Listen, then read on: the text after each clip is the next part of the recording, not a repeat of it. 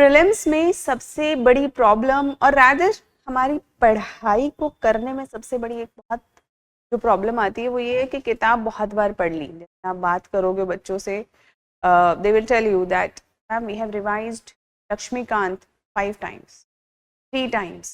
I have read Spectrum, I have revised NCERTs, I have read economy books, I have read current affairs many times, I have revised.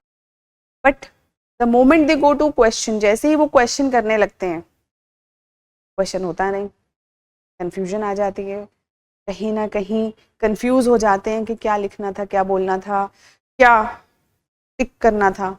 यानी prelims में टिक करना था, mains में लिखना था और interview में बोलना था। तो बेसिकली ये कंफ्यूजन आता क्यों है? कहीं ना कहीं ब्लाइंड स्पॉट्स होते हैं हमारी रिवीजन में, हमारे पढ़ने में। और वो जो ब्लाइंड स्पॉट्स होते हैं, पहला तो है हमने पढ़ा, रीड। ये वो वाली स्टेज है जब हम कॉन्सेप्ट को समझना शुरू कर रहे हैं। यहाँ पे हमें कंसेप्चुअल क्लैरिटी चाहिए होती है। What is conceptual clarity? What exactly is that concept telling us? उसके बाद नेक्स्ट स्टेप में हम लोग रिवाइज करते हैं। मोस्टली जो स्टूडेंट्स होते हैं वो इसी कॉन्सेप्ट को दोबारा याद करने की कोशिश करते हैं। वो दोबारा से, यानी पहले पेंसिल से मार्क किया, फिर मार्कर से, येलो मार्कर से मार्क किया, दोबारा ऑरेंज से कर दिया, फिर पिंक से कर दिया। बार बार अलग अलग मार्कर से वो लोग क्या करने की कोशिश करते हैं? रिवाइज करने की कोशिश करते हैं। लेकिन इस रिवीजन से फायदा नहीं होता। पता है क्यों? क्योंकि ये बार बार वही कॉन्सेप्ट और वही ब्लाइंड स्पॉट्स जो पहले थे, जो फर्स्ट रीडिंग में हमने ब्लाइंड स्पॉट्स गेन कर लिए थे, वो वहीं पे ब्लाइंड स्पॉट्स रह जाते हैं, वो कभी क्लियर ही नहीं हो पाते। इसीलिए इतनी सारी रिवीजन के बाद भी जैसे ही आप MCQ करने लगते हो, आपको रियलाइज होता है कि वैसे तो पता है, वैसे तो सुना है, पढ़ा है हमने वो टॉपिक, है ना। I know article 320, I know about biodegradation, I know about nitrogen cycle, I know about historical events that have happened, मुझे रिन म्यूटनी पता है, मुझे सारी चीज़ें पता है। लेकिन या फिर current affairs, science and tech, quantum पता है क्या है। जैसे ही कोई कंसेप्चुअल क्वेश्चन आएगा, उस वक्त पे क्वेश्चंस में जैसे ही आपके पास ऑप्शंस आएंगे, आपके मोस्टली क्वेश्चंस को कहीं ना कहीं, आपको ये बात तो पता ही होगी कि जो प्रीलिम्स के क्वेश्चंस बनाए जाते हैं, कुछ इजी बनाए जाते हैं, कुछ मॉडरेट डिफिकल्टी के साथ बनाए जाते हैं और कुछ डिफिकल्ट बनाए जाते हैं। तो ये तो ठीक है, इनमें तो नहीं होता, लेकिन इनमें इन ब्लाइंड स्पॉट्स को ही टारगेट किया जाता है। आइडिया क्या रहता है? ब्लाइंड स्पॉट्स है, बच्चे की इस कंसेप्चुअल क्लैरिटी को जज किया जाता है कि how well they understand the concept और they remember the concept. Problem क्या है? Even if we have revised it many times, still the blind spots are there. And then when you want to do MCQs, those blind spots become visible और आपका question गलत हो जाता है। और फिर आपको खुद पे सेल्फ डाउट होने लगता है। मैंने तो पढ़ा था, बहुत अच्छे से पढ़ा था, बार बार पढ़ा था, यही तो कहते हैं सब लोग, टॉपर्स भी यही कहते हैं। आप टीचर्स के पास जाओगे, पेरेंट्स के पास जाओगे, सब यही बोलते हैं, अच्छे से पढ़ाई करो, बार बार रिवाइज करो, सिंगल सोर्स रखो, और आपने सिंगल सोर्स रखा है उसे बार बार रिवाइज करते रहो। बात सही है, एब्सोल्युटली। लेकिन एक छोटी सी एक बात जो बीच में मिसिंग हो जाती है, वो ये कि ये ब्लाइंड स्पॉट्स मुझे कैसे पता चलेंगे अपनी प्रिपरेशन में। How will I know these blind spots in my preparation, in my conceptual clarity of the content?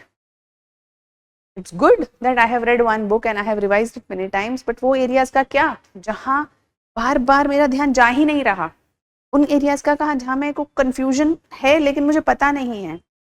उसके लिए कई सारी टेक्निक्स होती हैं उसमें से एक टेक्निक जिसके लिए आज हम बात करेंगे या जिसे हम समझने की कोशिश करेंगे वो है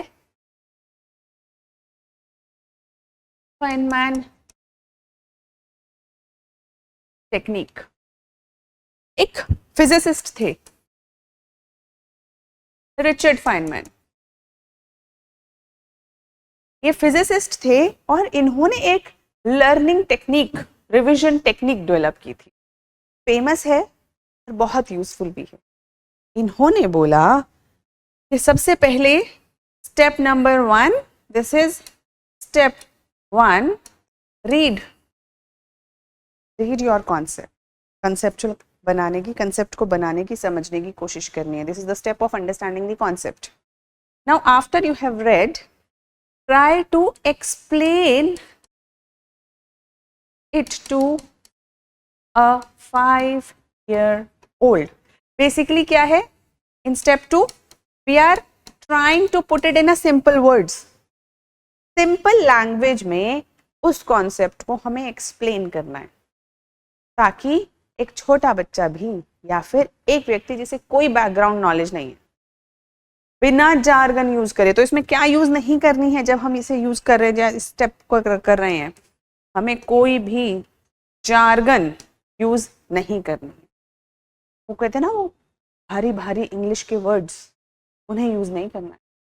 वो अंग्रेजी को हटा के जो असली सिंपल शब्दों में कही जा सके उस बात को कहना है।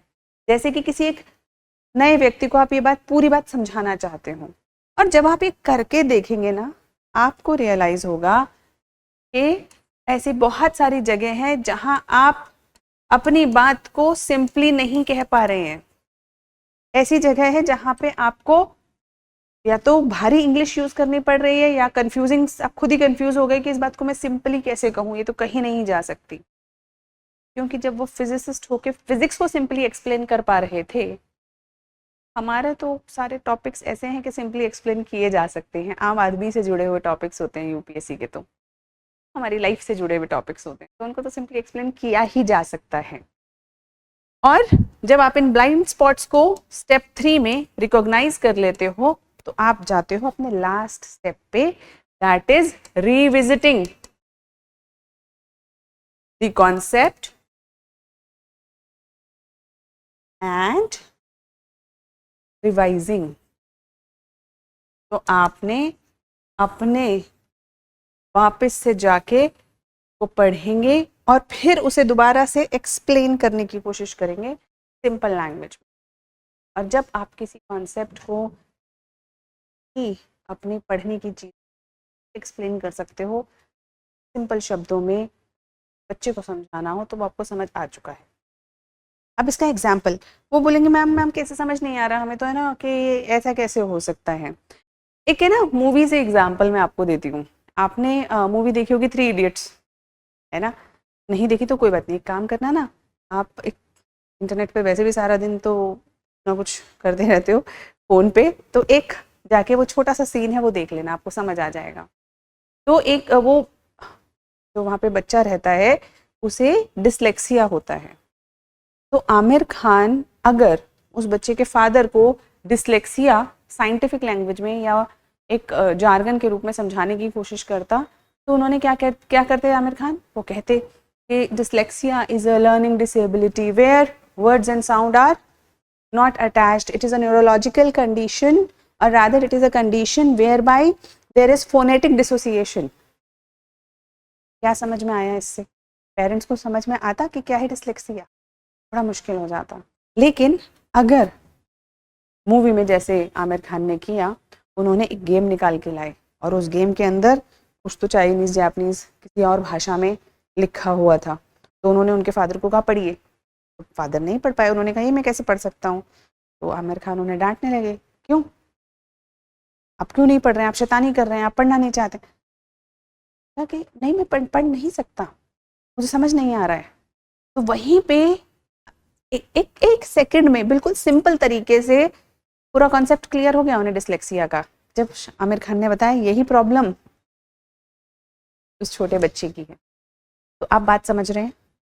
So it is like putting something very difficult in a very simple language, in a very simple method.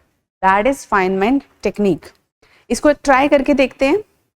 जैसे आप लोगों के लिए होमवर्क है कि आप कुछ कॉन्सेप्ट्स जैसे मे बी आर्टिकल 32 को फेनमैन टेक्निक से सिंप्लीफाई करके यूज करके या पढ़ के देखने की कोशिश कीजिए, मतलब पढ़ा के देखने की कोशिश कीजिए, उसे लिख लीजिए सिंपल भाषा में.